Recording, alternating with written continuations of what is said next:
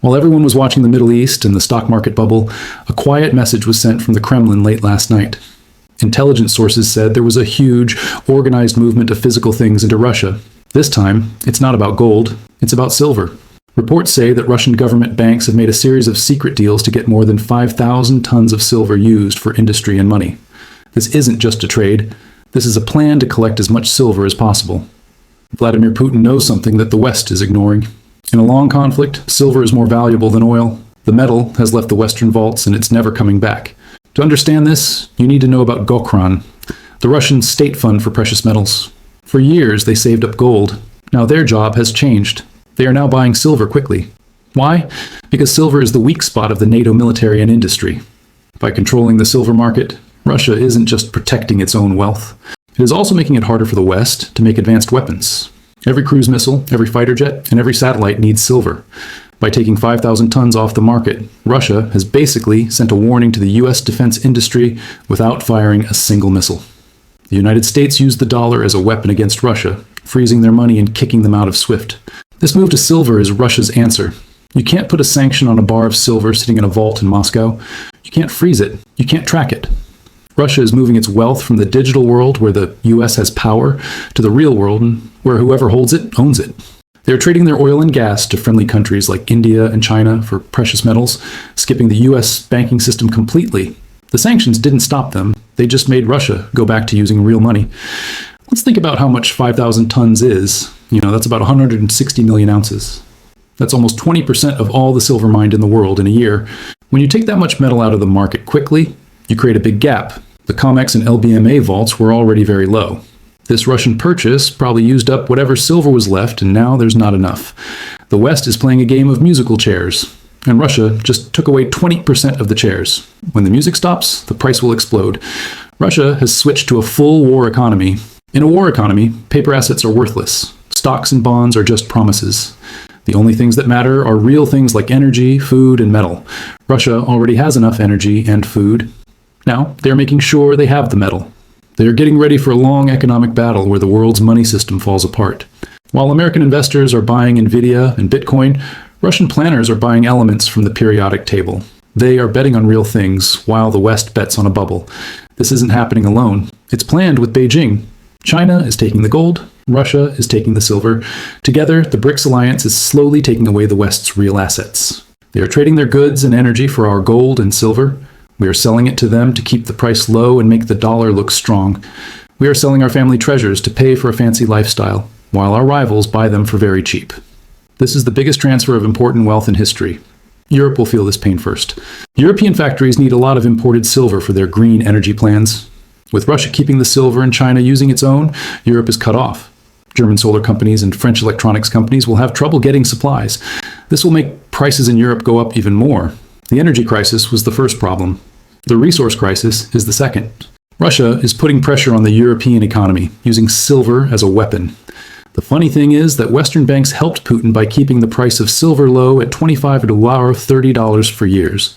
JP Morgan let Russia buy the silver at a huge discount. If the price had been higher, Russia couldn't have bought 5,000 tons. But because we kept the price low, we helped them collect it. We paid for our own trouble. The low price was a gift to our enemies. Where's the CIA? Where's MI6? They know this metal is moving. Why aren't they stopping it? Because they can't. The deals are happening outside the SWIFT system, often by trading or using secret ships. The West can't see what's happening in global trade anymore. We used to control the important points. Now we are being skipped. The intelligence community can just stop a real trade between countries that don't use the dollar. Every ton of silver that Russia buys is a sign that they don't trust the US dollar. They are selling US bonds and buying metal. As more countries do this, the need for dollars will fall. This will send those dollars back to the US, causing huge inflation at home. The Russian silver pile is a bet against the American empire. And looking at the debt clock, it's a bet that will probably win. Russia has its own big mining companies like Polymetal, but instead of sending that silver to the West to keep prices low, they are now keeping it in Russia. The Russian government is buying the silver straight from the miners. This takes silver away from the world market. The silver that used to go to London is now staying in Moscow. The supply problem hasn't been counted in the market yet, but when it is, it will be big. Russia is working toward a ruble backed by gold and silver. By backing their money with real things, they are making it the strongest currency in the area. While the dollar is backed by debt and trust, the ruble is becoming backed by oil and metal. In a world where resources are hard to get, the money backed by resources wins. Russia is building a strong balance sheet while the US makes its money weaker to pay for its debt.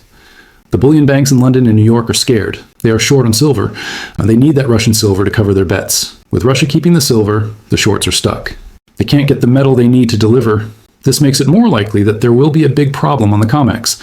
The banks will have to admit they can already deliver, because the metal they sold on paper is now in a vault in the Kremlin.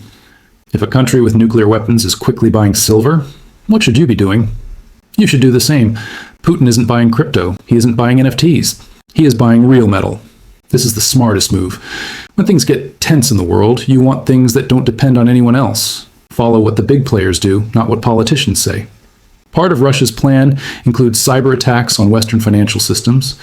If they take down the banking system, digital wealth disappears. Physical silver is the only thing that can't be hurt by a cyber attack. By saving silver, Russia is getting ready for a time when the digital system goes down. They are protecting themselves from the chaos they might cause.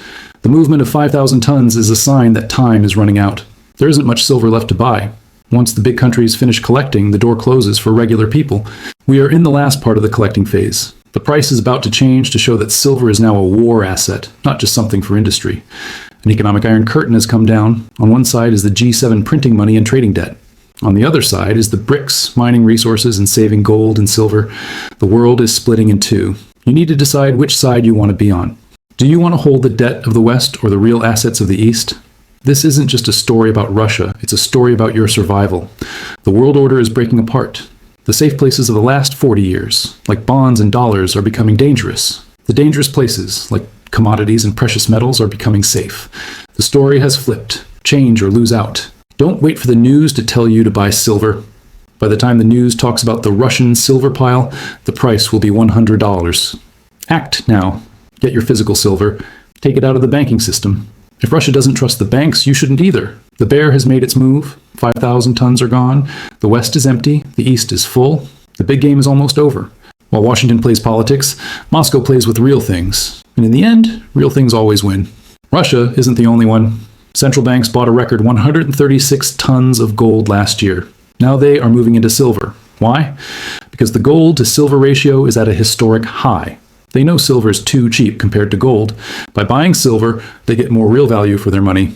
This group buying by central banks is the safety net under the market. They won't let the price crash because they are the ones buying when it drops. The safety net under the silver market is now the Kremlin and the People S-Bank of China. Russia is the world's fourth largest silver producer. If they ban exports, like they have with other things, it takes away 1,300 tons of yearly supply from the Western market. The supply problem would be sudden and terrible for factories. We are one government order away from a big supply drop. Putin can squeeze the West just by keeping his metal at home. It is the best advantage in a resource war. The empires of the past, Rome, Spain, Britain, all fell when they made their money weak and lost their gold and silver. The US is doing the same thing. We have made the dollar weak, and now we are losing the silver. Russia and China are rising not because of their ideas, but because of their smart money policies. They are going back to the basics of building an empire. Collect resources, build factories, back the money. The West has forgotten these lessons, and we are paying for it. When a government holds real money, it can't just print endless wars and welfare. It has to be careful with money. Russia understands this. By backing their system with metal, they are making their economy more disciplined. The West, addicted to printing money, sees this as a threat. But for the people, real money is freedom. It protects savings from inflation. Russia's move is a sign to the world that the time of easy money is over, and the time of hard money is back. The movement of 5,000 tons of silver is the real sign of the transfer of power. Power is moving from countries that owe money to countries that are owed money, from buyers to makers, from the West to the East. This is the biggest economic trend of our lives. You can't stop it, but you can get ready for it. By owning silver, you are matching your own finances with the rising powers of the future, not the falling powers of the past. The Russian collection of silver is the final blow to the petrodollar system. For 50 years, the deal was simple. Saudi Arabia and Russia sold oil for dollars, making people need US money. That deal is over.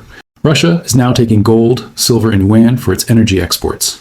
By refusing to take dollars for their valuable resources, they are sending trillions of unwanted dollars back to the United States. This return of money is what causes huge inflation at home. The silver pile is Russia's way of saying, we don't need your paper anymore. Western media keeps saying that the Russian economy is falling apart. They say sanctions are working. If the Russian economy is falling apart, how are they able to buy 5,000 tons of silver? The media is trying to trick you. They want you to think the enemy is weak, so you don't worry. But the flow of metal tells the truth. A country that is collecting real assets is getting stronger, not weaker. Don't base your financial future on news headlines. Base it on the balance sheet of the countries holding the gold and silver. Why silver? Because it works without electricity. Russia knows that the next part of this mixed war will be cyber attacks on the banking system. If the internet goes down or if the SWIFT system is hacked, digital money can't be used. Physical silver is the best insurance if the grid goes down. It has value no matter what happens to technology. By saving it, Russia is protecting itself from a total blackout. They are getting ready for a world where the screens go dark. This metal isn't just sitting in vaults. It is moving along the new Silk Road. Russia is using silver to settle trade with Iran, Turkey, and Central Asia. They are rebuilding the old trade routes that skipped the West for centuries. This new economic group works completely outside the US dollar system. It is a silver standard for the East. As this trade network grows, the power of the US Treasury gets smaller. We are being locked out of the world's biggest new market. We need to look again at the industrial side. By taking this silver off the market, Russia is basically stopping the West's green energy plans. The US and Europe have bet their futures on solar panels and electric cars. But without Russian and Chinese silver, that plan is impossible. They have taken control of the materials needed to build the future. The West has the plans, but the East has the materials. JP Morgan and the Western bullion banks are short on silver. They bet the price would go down. Russia knows this. By buying real metal, Russia is putting pressure on the Western banks. They are trying to make the price go up to bankrupt Wall Street. This is financial warfare. They are attacking the strength of the US banking system by attacking the things it depends on. Every ounce they buy brings JP Morgan closer to a default. With official channels blocked, we are seeing more state-sponsored smuggling. Silver is moving on secret ships that turn off their trackers. It is moving in diplomatic bags.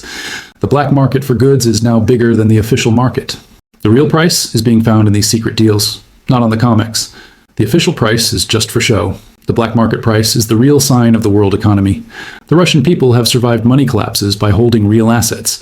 They don't trust the ruble any more than we should trust the dollar. But now the Russian government is doing the same as the Russian people. They are both saving metal. In the US, the government tells you to trust the dollar while they print more and more. The mental break is complete. The East is facing reality. The West is holding on to a fantasy. For years, the West sold paper gold and paper silver to meet demand. Russia isn't buying paper. They want the real thing. This breaks the system of selling more paper than real metal. You can print endless paper contracts, but you can't print a 1,000-ounce bar. Russia is calling the West's bluff. They're saying, show us the metal. And the West is giving up because the vaults are empty. The bear has taken the silver. The 5,000 tons are gone. The supply chain is broken. The dollar is dying. This is not a test. It is a big change. We are moving from a world led by the US dollar to a world led by real things. If you hold silver, you're holding the money of the New World Order. If you hold dollars, you're holding a souvenir from a fallen empire. The choice is yours.